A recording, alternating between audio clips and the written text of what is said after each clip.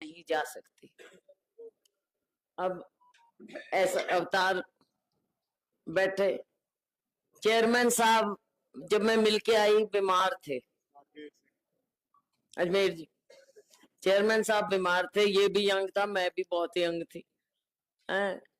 तब हाथ पकड़ा के गए थे मेरे को पोला सिंह सारे, और कुछ भी उतार चढ़ावो इन्होंने कभी मेरा साथ नहीं छोड़ा। जब भी मैंने कहा ये खड़े मिले मेरे को। ऐसे ही मेरे बहुत से साथी।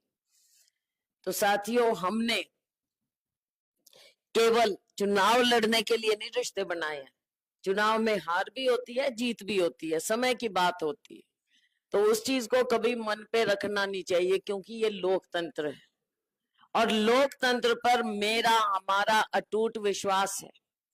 आपने बेशक भाजपा का भी समर्थन किया, 2 बार भाजपा की सरकार बनाई है, मोदी जी की सरकार बनाई, हमने बुरा नहीं माना भाई, ठीक है लोकतंत्र है। लेकिन आज के दिन लोकतंत्र खतरे में।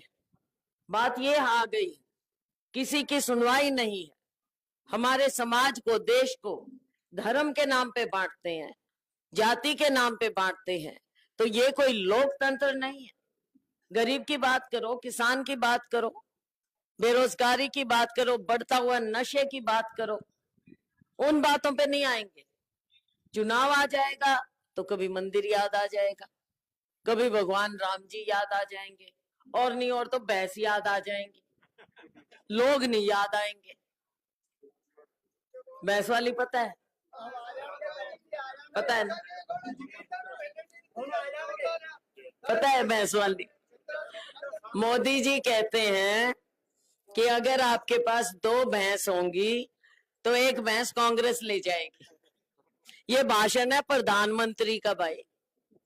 प्रधानमंत्री जी अगर ऐसा भाषण देंगे तो असली मुद्दे कहाँ जाएंगे? असली मुद्दों को छुपाने के लिए ही ऐसे भाषण देते हैं, क्योंकि 10 साल से देश के साथ जो धोखा किया है, जो भाजपा ने झूठ बोली है, गरीब को और गरीब किया है, और अपने जो इनके चंद साथी हैं उनको तो दुनिया के अमीर लोगों में उनकी लाइन लगा दी है। तो गरीब की बात कौन करेगा?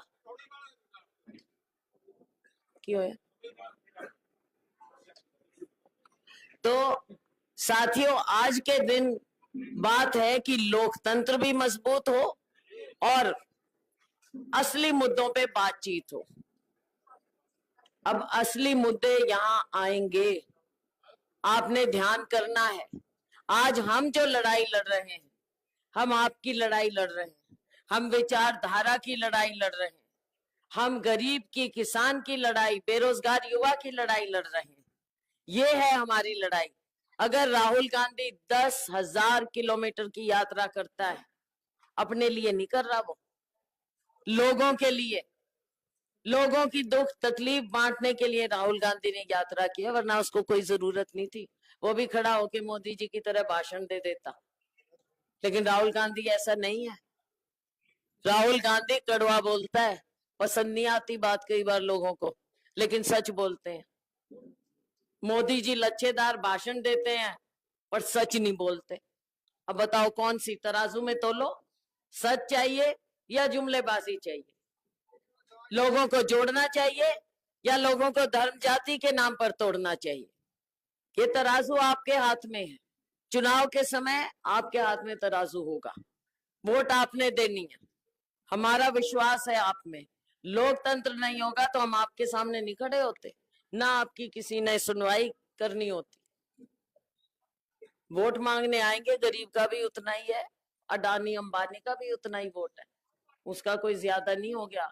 लेकिन हाँ, पैसा सारा वहां चला गया।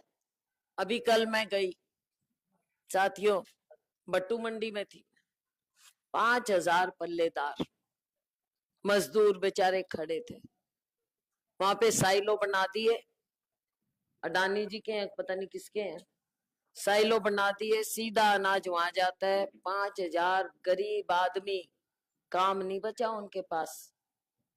1 महीने में 3700 रुपए देके छुट्टी कर दी।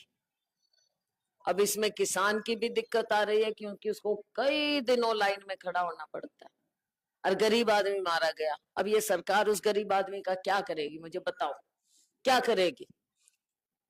कुछ नहीं मांग रहे वो, 5 किलो अनाज नहीं मांग रहे, वो काम मांग रहे हैं। हाथ दिए भगवान ने, काम मांग रहे हैं, लेकिन ये सरकार उनका काम भी छीन रही है।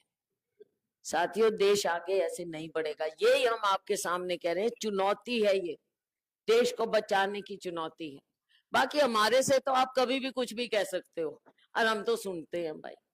अब पीछे बताया कि खट्टर जी आए थे और वहां पे एक महिला ने खड़े होके चिट्टे के बारे में बात करनी चाहिए, तो उसको तो भगा दिया वहां से। नहीं नहीं, तुम्हारे को तो भेजा गया है।